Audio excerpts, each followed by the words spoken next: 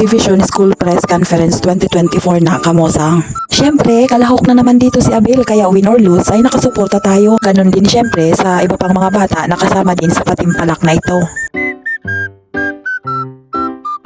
Matapos ang kaunting araw na paghahanda ay mukhang mga palaban naman ang mga batang ito. Malamang ang pinanghuhugutan nila ng kumpiyansa sa sarili ay ang mga guro na nasa likod nito.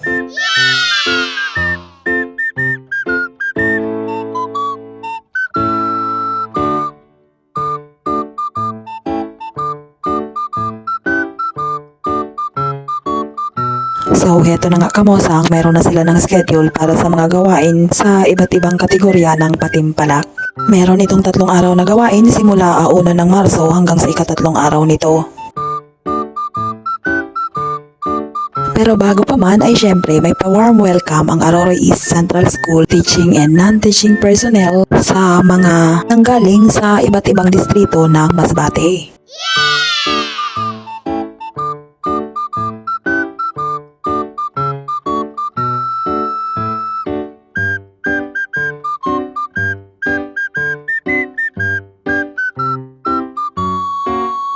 Dito sa Aurora National High School Sports Complex ginanap ang opening salvo ng lahat ng mga delegado sa DSPC. Puno ang sports complex at di ko nga mahanap si Abel para ihatid ang kanyang cellphone na lobat kasi at i-charge ko na muna. Nakakalula pala kamos ang pagkamadami na ang tao.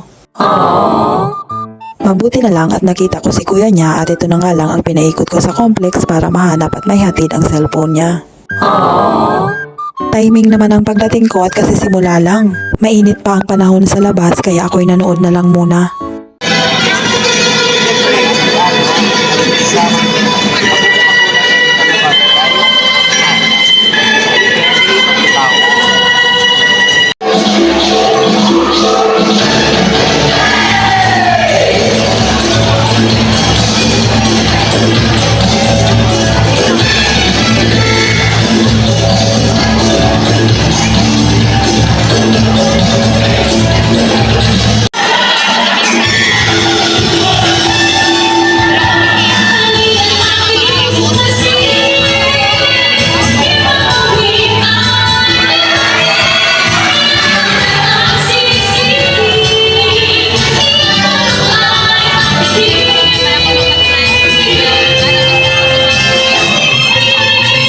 Nasa dulo lang ako kamosang kaya hindi ko nakuhanan ng maganda ang ganap doon sa stage.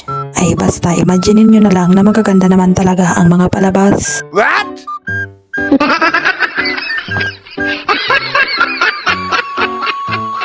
Ay nako, ngayon naintindihan ko na napakahirap naman talaga ang mga pinagdadaanan ng mga vlogger. Kasi kung kailangan mong makarecord ng maganda ay kailangan mo ring makalapit at makisiksikan dun sa iba. Pero saka na lang siguro ha pagka ako ay sikat na.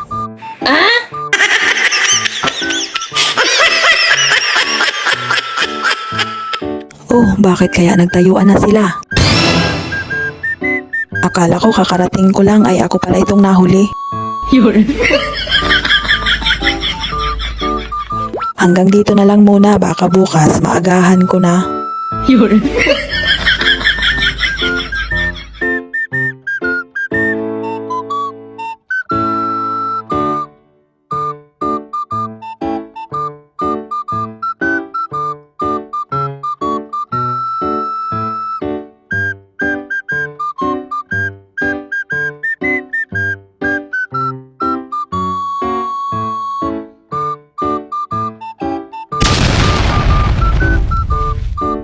Kinakailangan pa pala nila Abel na mag-report sa school para sa final coaching.